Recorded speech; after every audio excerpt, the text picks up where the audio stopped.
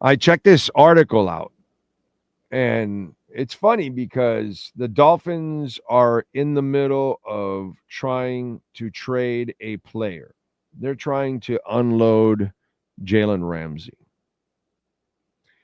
And so I'm looking at this article. I believe it was on Yard Barker, and there's a $21 million price tag on this guy, or is it 24? Can you look that up for me, Sean? Is it 21 or 24? Whatever it is, it's a ridiculous price. We know he's the best corner on the Dolphins, but where does he rank in general? And so I looked at the top 10 in that article, and I said, here are the top 10 cornerbacks in the NFL. Pat Surtain Jr., number one. Derek Stingley Jr., number two. Sauce Gardner for the Jets, 3. Trent McDuffie from Kansas City, 4. Jalen Johnson, 5. Marlon Humphrey from Baltimore, 6. Christian Benford from the Bills, 7. Christian Gonzalez from the Pats, 8. Devon Witherspoon, Seahawks, 9. And Quinyon Mitchell from the Eagles is number 10.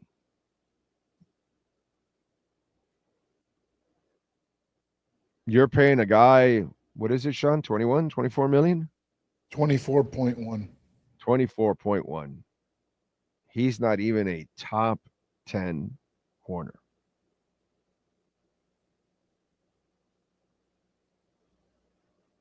That's why there's, I know Adam Schefter told you that, there's a heavy amount of interest in him.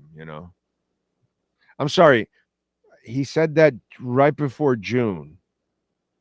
Okay. It opened on the 1st, correct, Sean? Like it was June 1st, right? June 1st. We're 17 days now past it. No deal. You're paying 24 million to a guy that's not even in the top 10 anymore. Teams are going to ask you to pay a shitload of that salary, dude. And you're still not going to get much because they've got you completely by the balls. And it shows last offseason, one of the grave mistakes that they made was extending Mike McDaniel, which made no freaking sense whatsoever. Giving Jalen Ramsey a contract, which made no sense whatsoever. And then giving Tyreek Hill a guarantee this year coming. Again, none of these made sense. And look at it. They've all burned you badly, dude. You could be rid of Mike McDaniel already and move on with Weaver. From the get-go, you would have given him the entire offseason and everything, which, again, this is a setback for the team. And now the Jalen Ramsey part of that stupid contract, that's setting you back because you can't deal him. I know what Schefter says, but I'll go by my common sense. Since I'm not sold to agents or teams or anything I don't do any of that. Okay. I'm not there to kiss everybody's ass and all that kind of stuff. No. He has to do that shit. He has to even throw bad stories out there because he has to take hits for agencies and for people and do favors. And it is a hit he took because I laughed when that report came out. And I was dead ass right, and Schefter was dead ass wrong. How can there be a market for a $24 million cornerback that isn't even considered top 10 in the NFL? That's considered such a terrible contract that you're going to have to pay probably 10 million of that 24 or more. Because he's also a problem child. Just like Jimmy Butler. Look what he's done. So the next coach has to say, I don't know if I'm going to get along with this asshole. And I got to trade for him. I'm not giving up much for this guy. And I'm not paying him much.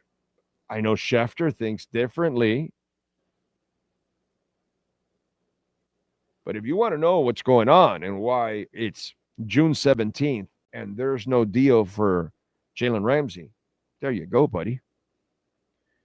Guy's not even considered top 10 and you got to pay him $24 million. Who in their right minds is stupid enough to do that? The Miami Heat, maybe, because they're stupid enough to pay Durant $130 for 2 years at 37 years old.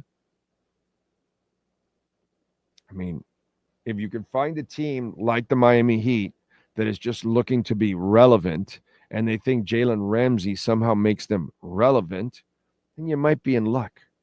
But right now, if you want to know why Jalen Ramsey isn't getting dealt, and if you want to know why that story from Adam Schefter was completely full of shit, that's the reason why. It's $24 million. He's not a top 10, and nobody wants him. Okay? So I don't work in the NFL in that sense. I don't work for some agency.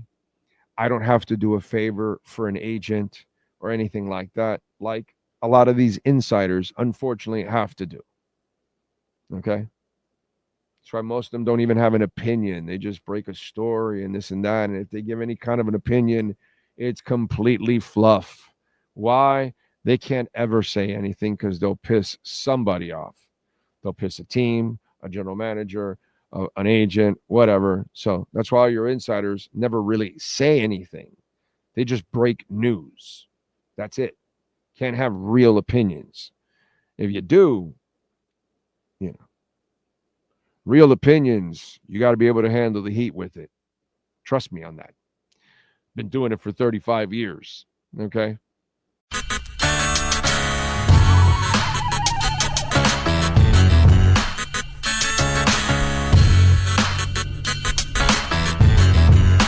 This is the Big O Show. This is the Big O Show.